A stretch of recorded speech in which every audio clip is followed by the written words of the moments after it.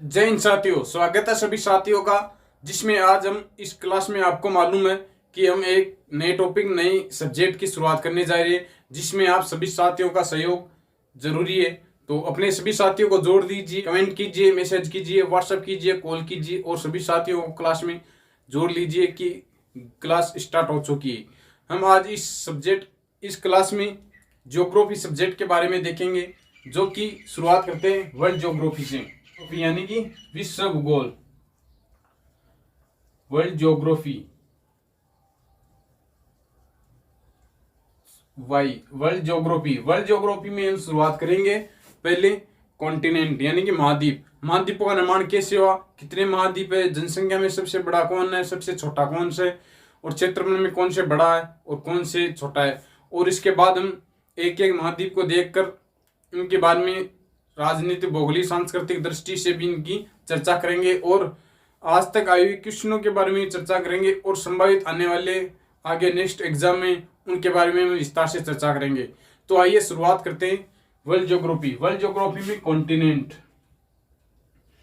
बात है 225 मिलियन वर्ष पहले की, जब पृथ्वी 225 मिलियन वर्ष पहले की बात है, जब पृथ्वी के सारे महाद्वीप, ये जो आज हम पढ़ रहे हैं 7 महाद्वीप, वो सभी महाद्वीप पहले शुरुआत में एक ही भूखंड का हिस्सा थे, जो कि इस प्रकार है। इस प्रकार सभी महाद्वीप एक ही भूखंड का हिस्सा थे, जो कालांतर में टूटकर 7 महाद्वीपों में विभक्त हो गए। इस 7 महाद्वीप के एक ही भूखंड को कहते थे पेंजिया कहा जाता था, पेंजिया। लेकिन कालांतर में इस भूखंड में की भूगर्भिक प्लेटों में, टेक्टोनिक प्लेटों में खिसा हुआ, रिसा हुआ और इनमें और 7 महाद्वीपों में विभक्त हो गया। और बात है 125 मिलियन वर्ष पहले की, 125 मिलियन ईयर्स एगो यानी कि 225 मिलियन वर्ष पहले की बात है, जब ये पेंजिया धीरे धीरे टूटकर अलग होने लगा और ये 7 महाद्वीपों में इस प्रकार टूट गया।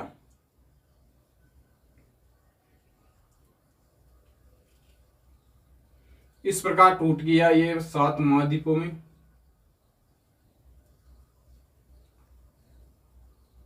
इस प्रकार ये 7 महाद्वीपों में टूट गया। और अब बात करते हैं कि कौन सा महाद्वीप किसका हिस्सा है। ये पेंजिया 2 हिस्सों में टूट गया, एक उत्तर की ओर चला गया जिसे कहा गया उत्तरी पेंजिया, और एक भाग दक्षिण की ओर चला गया जिसे कहा गया दक्षिणी पेंजिया। इस प्रकार ये पेंजिया 2 हिस्सों में टूट गया और इनके बीच में एक बहुत बड़ी जलराशि का निर्माण हो गया यहां पर, जिसे पेंतालासा की संख्या दी गई थी।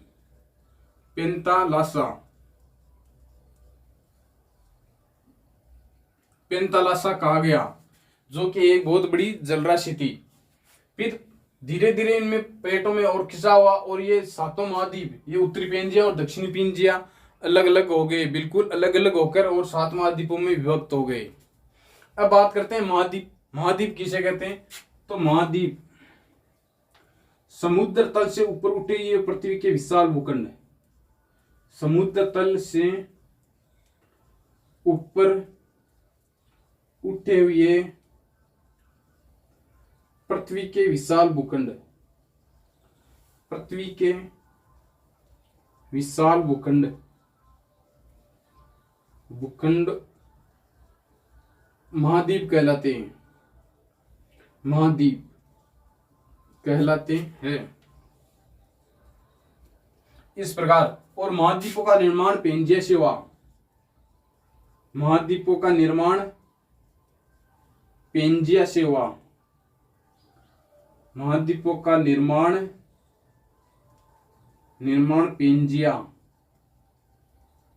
पेंजिया से हुआ।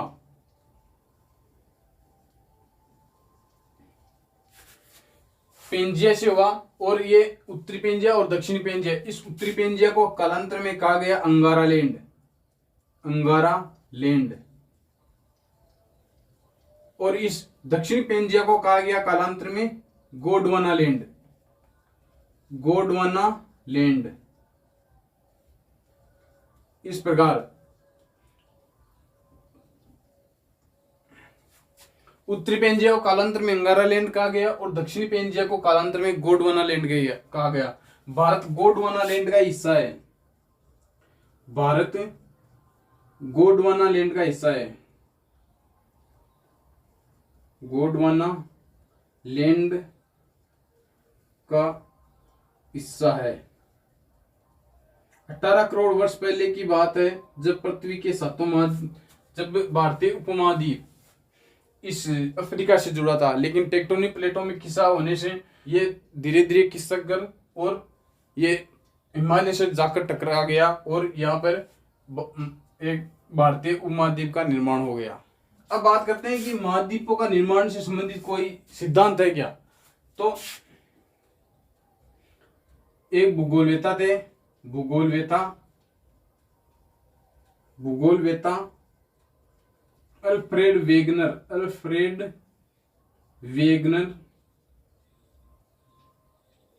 वेगनर के अनुसार महाद्वीपों की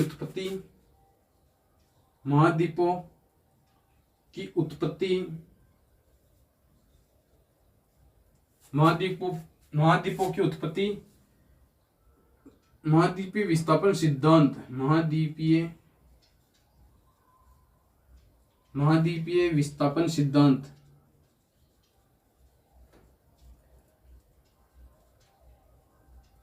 महाद्वीपीय विस्थापन सिद्धांत यानी कि कॉन्टिनेंटल ड्रिफ्ट थ्योरी,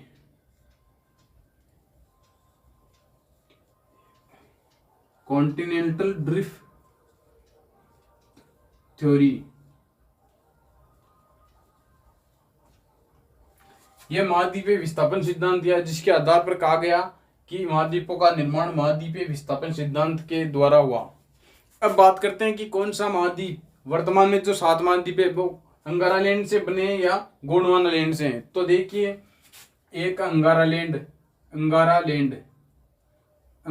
से कौन कौन से महाद्वीपों का निर्माण हुआ?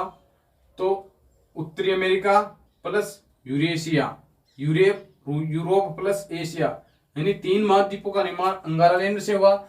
जबकि गोंडवाना लैंड से दक्षिणी अमेरिका, ऑस्ट्रेलिया, अंटार्कटिका और अफ्रीका और भारतीय उपमहाद्वीप, इन 5 का निर्माण गोंडवाना लैंड से हुआ। गोंडवाना लैंड धरती का सबसे प्राचीनतम हिस्सा है, इसलिए इन 5 दक्षिण अमेरिका, ऑस्ट्रेलिया, अफ्रीका, अंटार्कटिका और भारतीय उपमहाद्वीप, इन 5 का निर्माण हुआ था गोंडवाना लैंड से। अब बात करते हैं हम कि क्षेत्रफल के क्रम के अनुसार सबसे बड़ा महाद्वीप कौन सा है, सबसे छोटा कौन सा है, और जनसंख्या के हिसाब से कौन सा बड़ा है और कौन सा महाद्वीप छोटा है। तो आइए इसके बारे में शुरुआत करते हैं। महाद्वीप, कौन कौन से महाद्वीप है? महाद्वीप, तो पहले बात करते हैं हम क्षेत्रफल में क्रम के अनुसार क्षेत्रफल, और दूसरी बात करेंगे हम जनसंख्या के हिसाब से। जनसंख्या के हिसाब से कौन सा महाद्वीप सबसे बड़ा है, कौन सा छोटा है, इसका क्रम हम देखेंगे। पहले बात करते हैं हम क्षेत्रफल में। तो सबसे बड़ा महाद्वीप है एशिया महाद्वीप, जो क्षेत्रफल में विश्व का सबसे बड़ा महाद्वीप है। दूसरा है अफ्रीका महाद्वीप, जो क्षेत्रफल में दूसरा सबसे बड़ा महाद्वीप है। तीसरा है उत्तरी अमेरिका महाद्वीप, जो कि विश्व का तीसरा सबसे बड़ा महाद्वीप है। चौथा महाद्वीप है दक्षिण अमेरिका,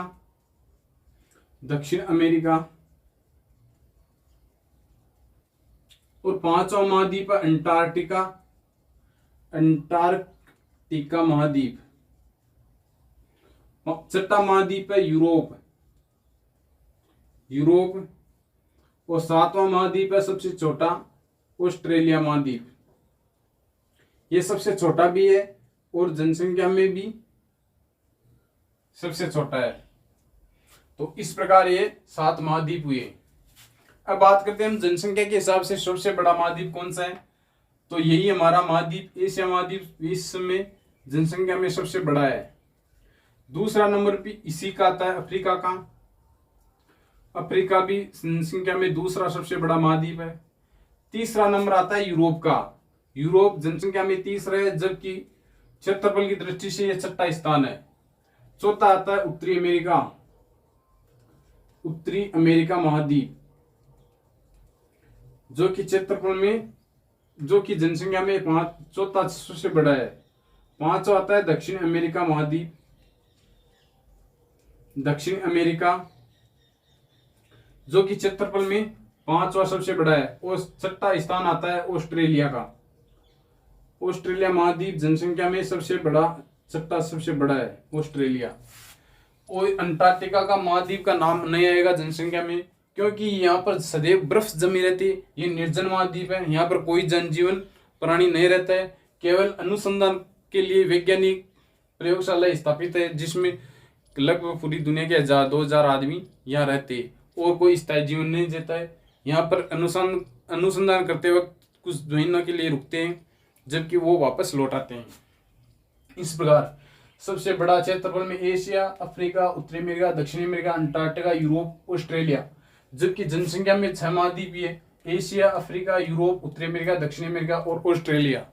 ये हुई महाद्वीप के बारे में। अब हम महाद्वीपों के एक एक महाद्वीप को पढ़ेंगे, उनका सांस्कृतिक, राजनीतिक, धार्मिक और सामाजिक, आर्थिक और भौगोलिक दृष्टि से उनका क्या महत्व है, इनकी क्या स्थिति है, इनके बारे में क्या क्या महत्व है। तो इनके बारे में विस्तार से जानकारी प्राप्त करते हैं।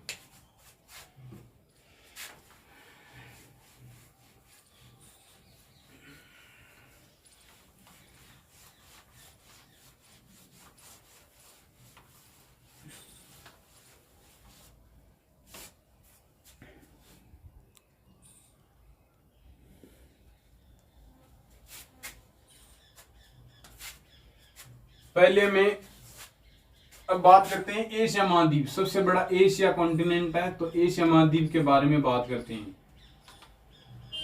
एशिया महाद्वीप,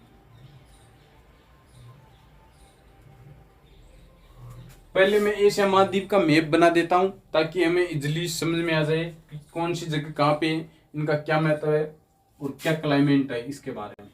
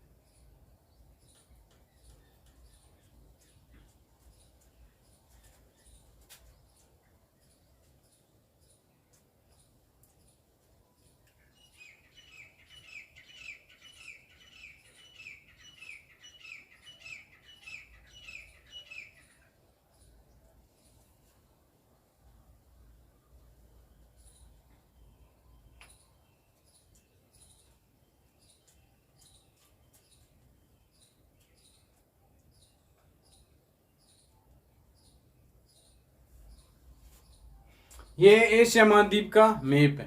अब हम शुरुआत करते हैं एशिया महाद्वीप के बारे में विस्तार से।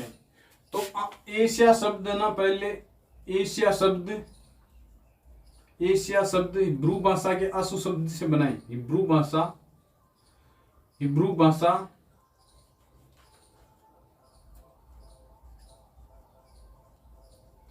भाषा जो कि इजराइल में बोली जाती है। हिब्रू भाषा के आंसू शब्द से बना है। आंसू शब्द से बना है, से बना है, जिसका अर्थ है उदित सूर्य, उदित सूर्य। यानी कि जो एशिया शब्द है वो हिब्रू भाषा इजराइल में बोली जाती है, उसी का एक शब्द आंसू, उस शब्द से बना है एशिया शब्द, जिसका अर्थ है, एशिया का अर्थ है उदित सूर्य। और उदित सूर्य का देश कहते हैं जापान को, उदित सूर्य का देश, सूर्य का देश जापान को कहते हैं, जापान को कहते हैं। उदित सूर्य का देश, उदित सूर्य की भूमि क्यों कहते हैं इसको? क्योंकि एशिया में ही सबसे पहले एक सूर्य उदित होता दिखाई देता है। और जापान को इसलिए कहते हैं कि एशिया महाद्वीप के सबसे पूर्व में लास्ट देश जापान ही है, इसलिए इधर से देखने पर ऐसा लगता है कि जापान में ही सूर्य उदित हो रहा है, इसलिए जापान को उदित सूर्य का देश कहते हैं। Rising of sun, rising of sun यानी उदित सूर्य का देश, सन। इस प्रकार अब बात करते हैं हम इसके उपनाम। उपनाम कौन कौन से, यानी कि एशिया महाद्वीप के उपनाम। तो देखिए संसार का सबसे बड़ा महाद्वीप है एशिया, इसलिए इसे महाद्वीपों का महाद्वीप कहते हैं, महाद्वीपों का महाद्वीप, महाद्वीप। इसे कहते हैं नदियों की सभ्यताओं का पालना, नदियों की सभ्यताओं का पालना, सभ्यताओं का पालना।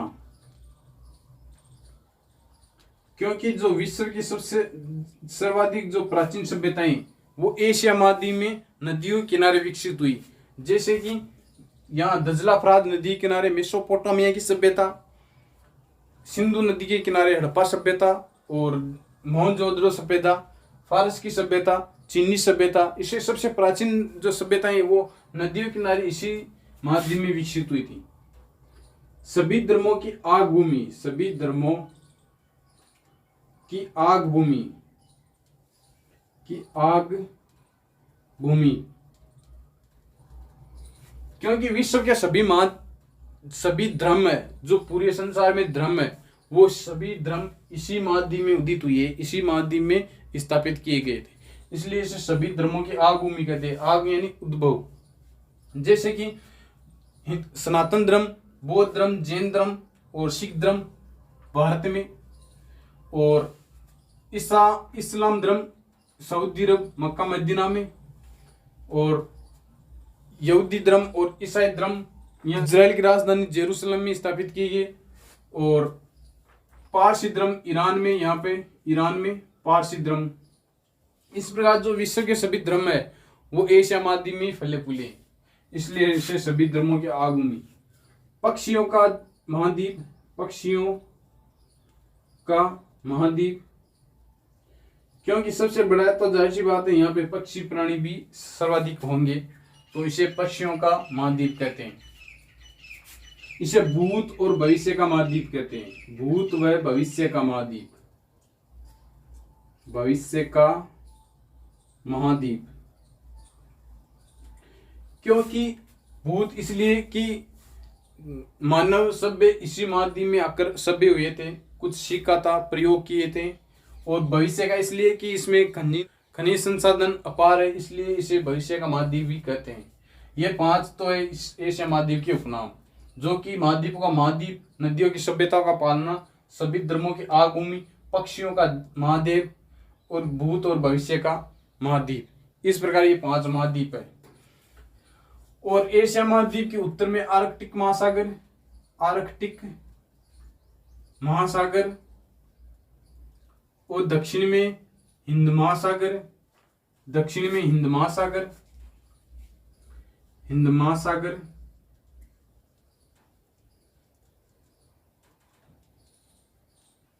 और पश्चिम में प्रशांत महासागर, प्रशांत महासागर, और पूर्व में यूराल पर्वत, यूराल पर्वत जो कि यूरोप और एशिया को अलग करता है। ये यूराल पर्वत से एशिया डिवाइडेड होता है और यूरोप और एशिया अलग अलग हो जाता है यूरोप महाद्वीप के।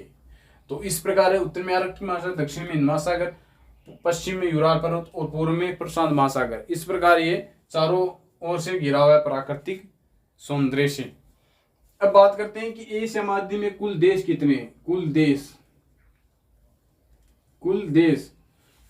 देश में बोलता हूं, आप गिनती करके बताना कि कितने देश हुए। पहले मैं आपको बोलकर बता देता हूं कि एशिया महाद्वीप में कितने देश हैं, तो आप भी काउंटिंग शुरू कीजिए। Bharat, Pakistan, Afghanistan, Bangladesh, Nepal, Bhutan, Sri Lanka, Maldives, Indonesia, Malaysia, Cambodia, Thailand, Philippines, Laos, Vietnam, Brunei, Singapore, Myanmar, पूर्व तिमोर, ताइवान, हांगकांग, मकाऊ, उत्तरी कोरिया, दक्षिण कोरिया, चीन, Japan, Mongolia, Kazakhstan, Tajikistan, Kyrgyzstan, Uzbekistan, Turkmenistan, Turkey, Armenia, Azerbaijan, Georgia, Jordan, Lebanon, Bahrain, Iraq, Iran, Saudi Arab, संयुक्त Arab Emirates, Oman, Yemen, Syria, Qatar, Kuwait, Cyprus, Israel, Palestine. ये कुल 51 देश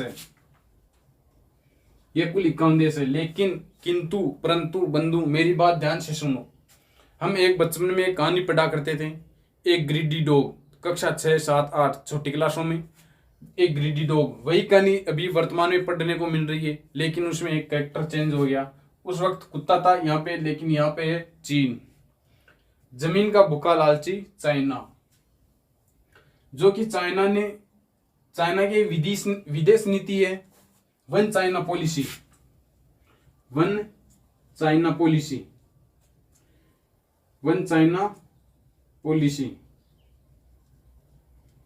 यानी कि China एक नीति। कोई भी देश चाइना से व्यापार करता है, रक्षा समझौते करता है, तो वो सबसे पहले इस वन चाइना पॉलिसी पत्र पर साइन करवाता है कि चाइना एक है, ये मानना पड़ेगा। उसके तहत ये 3 देश है, इनसे कोई संबंध स्थापित नहीं कर सकता है। जैसे कि ताइवान, हांगकांग, मकाऊ पर चाइना का प्रशासनिक अधिकार भी है। जैसे कि मकाऊ वन चाइना 2 पॉलिसी के तहत मकाऊ को चाइना में मिला लिया, यानी यहाँ लोकतंत्र है यहाँ, लेकिन चाइना में साम्यवादी सरकार है। हांगकांग पर भी चाइना का एक का अधिकार है, इस पर भी चाइना अपना हिस्सा बताता है। और ताइवान को भी चाइना अपना हिस्सा बताता है। ताइवान को भी, जो दक्षिण चीन सागर में एक छोटा सा देश है, डलो कंट्री, इस पर भी चाइना कहता है ताइवान चाइना का हिस्सा है। इस प्रकार ये 3 देश तो चले गए। यूएनओ ने ताइवान को भी मान्यता नहीं दे रखी है, इस पर भी चाइना का अधिकार बता रखा है। तो ये देश कुल हुए 48 देश, यानी कि एशिया महाद्वीप में कुल 48 देश है। एक बार यहाँ से फॉरेस्ट गार्ड में सवाल पूछा भी गया था कि सर्वाधिक देशों वाला महाद्वीप कौन सा है, तो उसका आंसर था अफ्रीका में ज्यादा देश है, इससे भी कुल 54 देश है। अब बात करते हैं हम झीलें, यानी कि एशिया महाद्वीप में कुल कितनी झीलें हैं। पहले मैं इसको रफ कर देता हूं ताकि लिखने में आसानी हो आपको भी। यह है रूस में एक झील है बेकाल झील,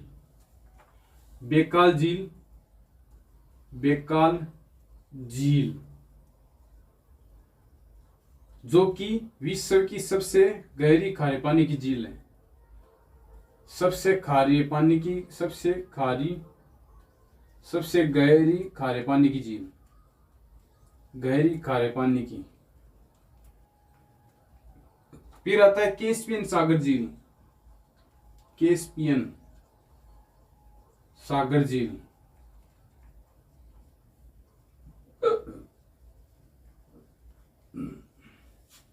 कैस्पियन सागर झील यहां पर है, जो कि रशिया में ही है। ये विश्व की सबसे बड़ी खारे पानी की झील है, विश्व की सबसे बड़ी खारे पानी की झील, सबसे बड़ी खारे पानी की झील,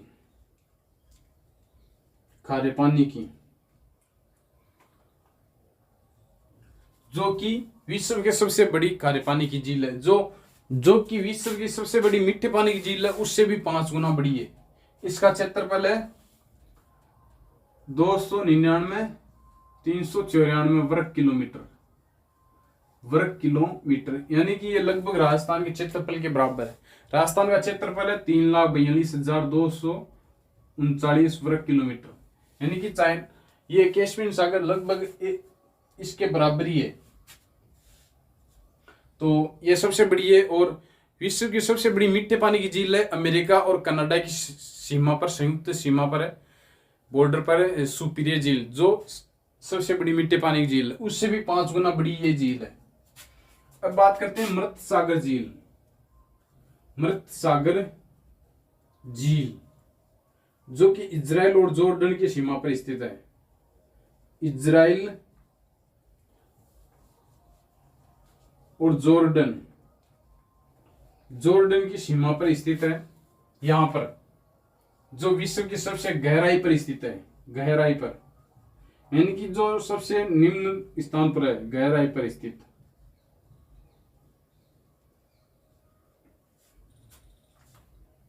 फिर आती है एक झील और, वॉन लेक, वॉन झील। वॉन झील जिसकी लवणता सर्वाधिक है, लवणता सर्वाधिक है।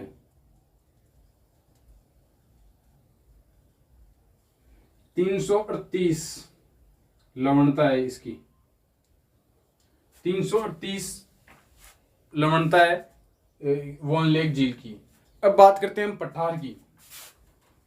पठार की बात करें तो पामीर का पठार, पामीर का पठार जो कहां पर है, तजाकिस्तान में, तजाकिस्तान, जिसकी ऊंचाई है 7,500 मीटर, यानी कि लगभग 7.5 किलोमीटर ऊंचाई है पामीर के पठार की। यह विश्व का सबसे ऊंचा पामीर का पठार है। पामीर का अर्थ है पर्वत पर स्थित शीर्ष घाटी, पर्वत पर स्थित घाटी। पामीर एक गांठ के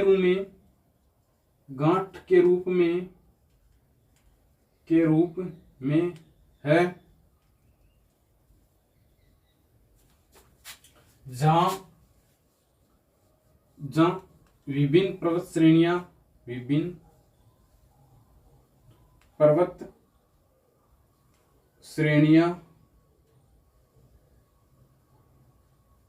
श्रेणियां आकर मिलती है। पामीर से एक नदी का उद्गम होता है, नदी ओक्सस नदी। इसका चाइना में नाम है चीनी नाम कोंगलिंग, ये चाइना में नाम है। जबकि फारसी नाम है इसका, फारसी नाम बाम ए दुनिया, यानी कि दुनिया की छत। इसे दुनिया की छत भी कहते हैं,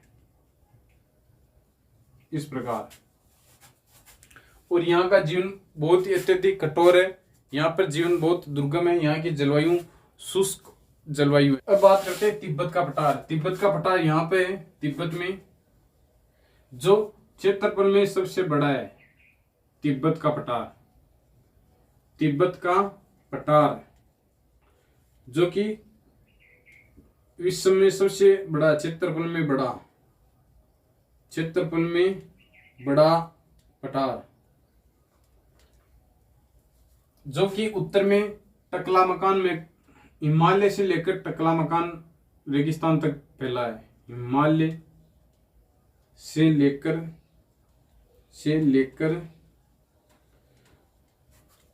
टकलामकान मरुस्थल तक फैला है। टकलामकान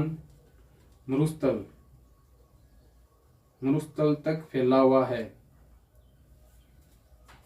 यह हिमालय और क्यूनलून पर्वत श्रृंखला के मध्य, हिमालय और क्यूनलून पर्वत श्रृंखला के मध्य श्रेणी के मध्य स्थित है। अब बात करते हैं कि भूमध्य सागरीय वनस्पति, भूमध्य सागरीय जलवायु, भूमध्य सागरीय जलवायु,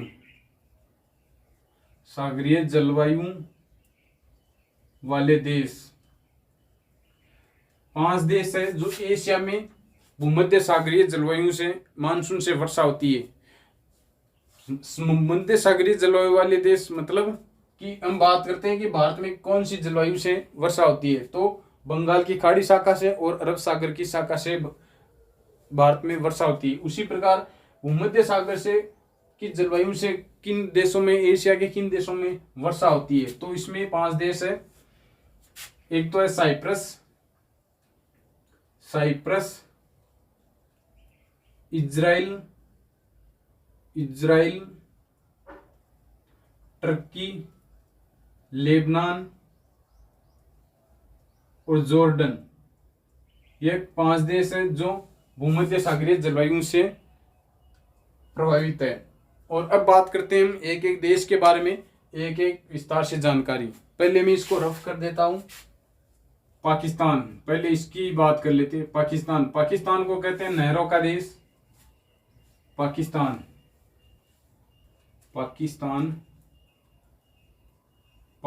को कहते हैं नहरों का देश। जो भी कोई नदी आई उस पर नहर बना दी, यानी कि नहरों का देश।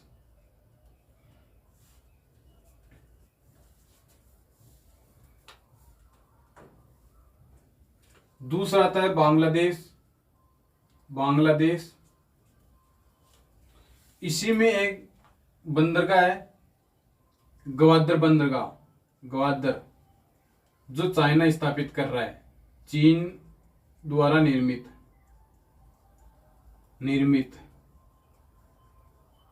अब बात करते हैं बांग्लादेश को कहते हैं नदियों का देश।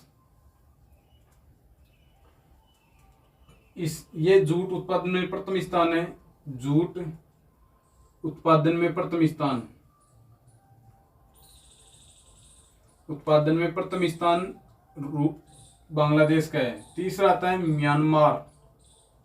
म्यांमार, जो कि ये भारत का एकमात्र पड़ोसी देश है जो आसियान का सदस्य है। म्यांमार को कहते हैं स्वर्ण पेगोडा का देश।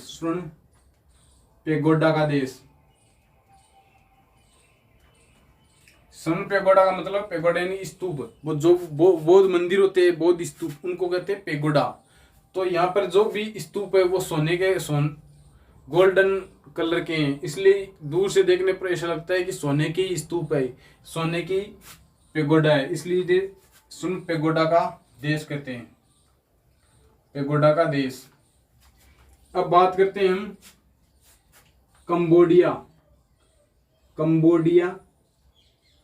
कंबोडिया भी एक आसियान देश है, आसियान संगठन का प्रमुख देश है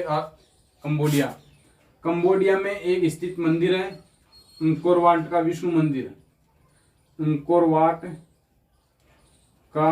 विष्णु मंदिर, जो हिंदुओं का सबसे बड़ा मंदिर है, विष्णु मंदिर।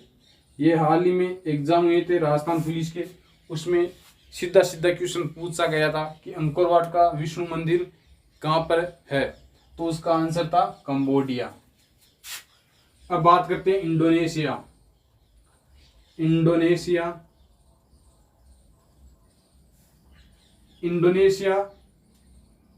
सिनकोना उत्पादन में प्रथम स्थान है, सिनकोना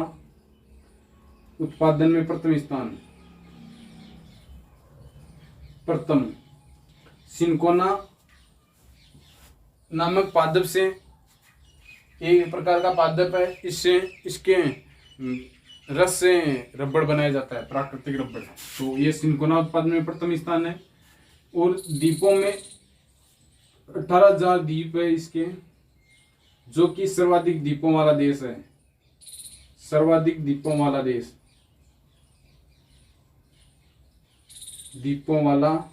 देश। और भारत विश्व में सर्वाधिक मुस्लिम आबादी भी यही है। इसके बाद दूसरा स्थान भारत का आता है। अब बात करते हैं हम लाओस। लाओस को कहते हैं हाथियों का देश। लाओस हाथियों का देश, हाथियों का देश। फिर आता है थाईलैंड।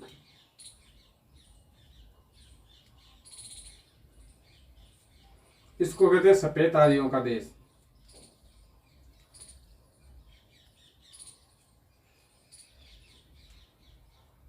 सफेद हाथियों का देश। 8वां नंबर लेते हैं हम, कौन सा देश लेते हैं? श्रीलंका। श्रीलंका, श्रीलंका। श्रीलंका को कहते हैं रत्नद्वीप या पूर्व का मोती। रत्नद्वीप या पूर्व का मोती, पूर्व का मोती। श्रीलंका की राष्ट्रीय आय का प्रमुख साधन है चाय उत्पादन। चाय निर्यात, निर्यात, चाय निर्यात प्रमुख स्रोत है, प्रमुख राष्ट्रीय आय का स्रोत, आय का स्रोत। अब बात करते हैं क्षेत्रफल में सबसे बड़ा देश चाइना। क्षेत्रफल में बड़ा देश चाइना, बड़ा देश चीन। और सबसे छोटा देश मालदीव, मालदीव। यहां पर है जापान। जापान के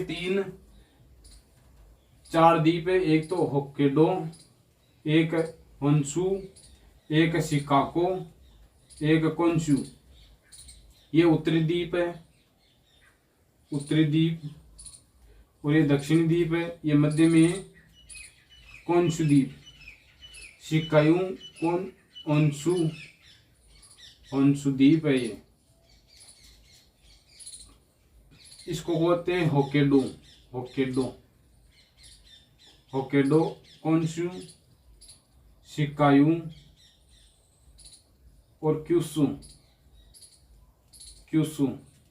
जापान की राजधानी टोक्यो इसी पर स्थित है, टोक्यो होन्शु पर। और इसी पर एक नगर और है नागोया। नागोया जो हाल ही में एसआई के एग्जाम हुए थे उसमें पूछा गया था नागोया इंडस्ट्रियल एरिया किस देश में? अमेरिका, रूस, जापान या फिर कंबोडिया। तो इसमें जापान सही आंसर था।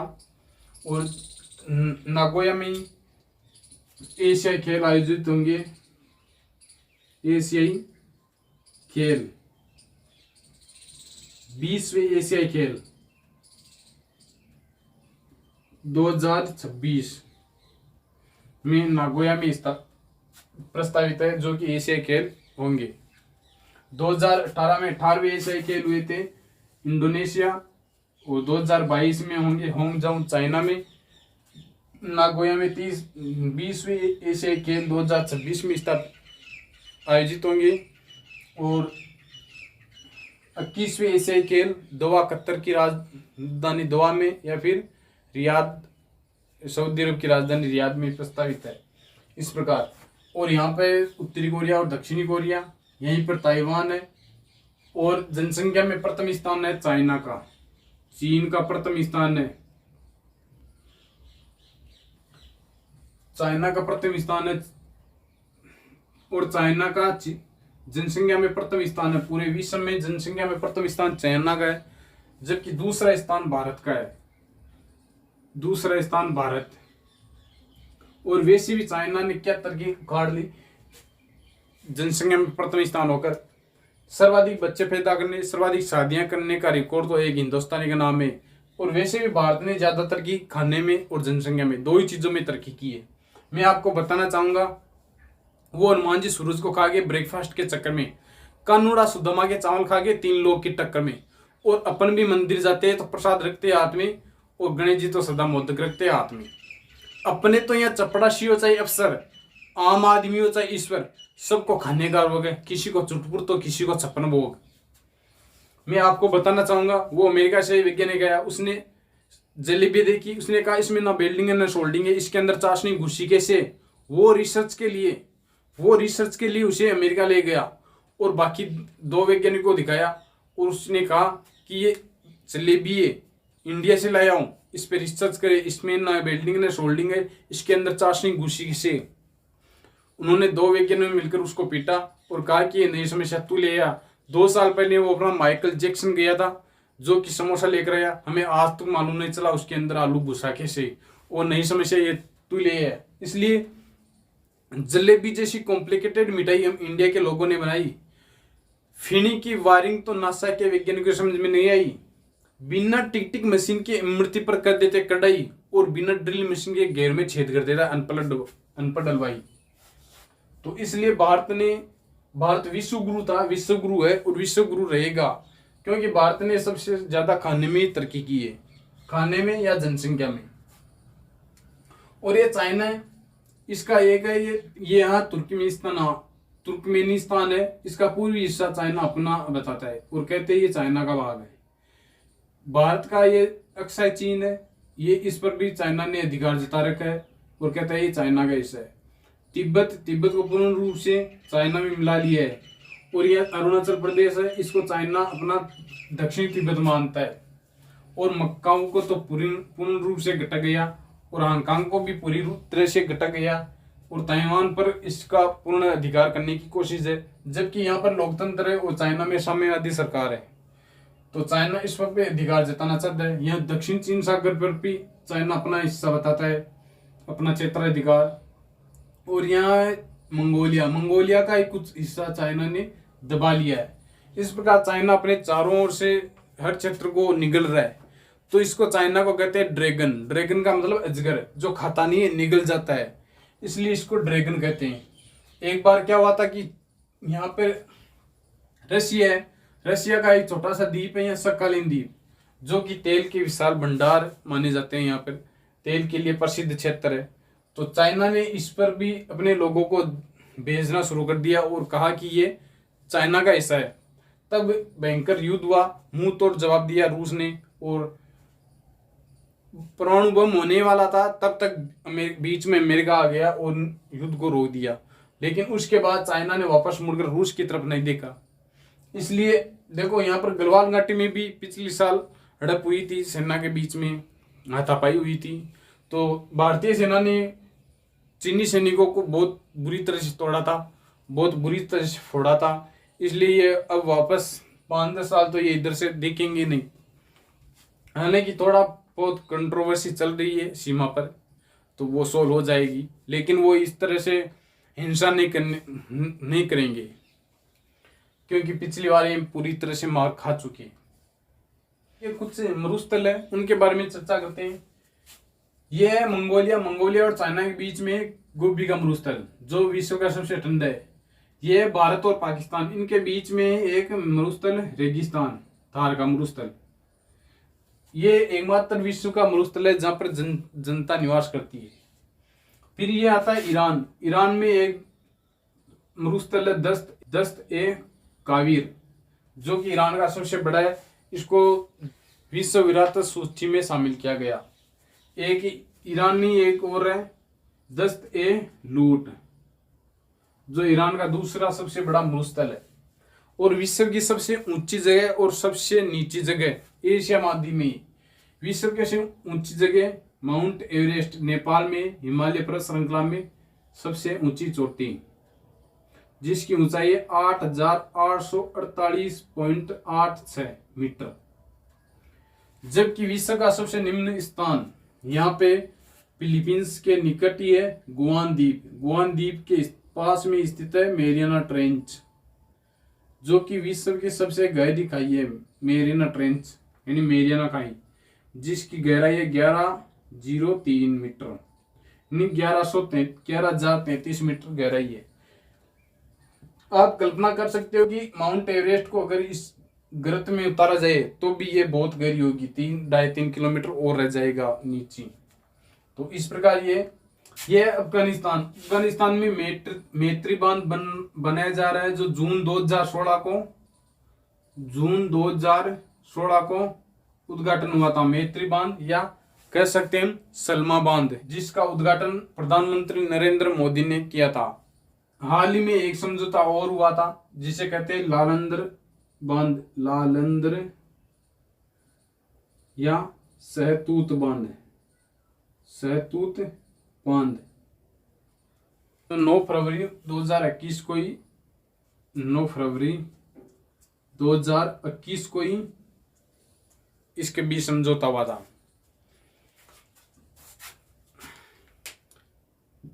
आई होप आप समझे होंगे कि एशिया महाद्वीप की भौगोलिक, सांस्कृतिक और आर्थिक दृष्टि से इसके बारे में आप विस्तार से जान गए होंगे। उम्मीद करता हूँ आपको क्लास समझ में आएगी। आपके कोई भी क्वेश्चन हो तो कमेंट बॉक्स में जरूर बताएं। मिलते हैं नेक्स्ट अपडेट के साथ, तब तक के लिए जय हिंद।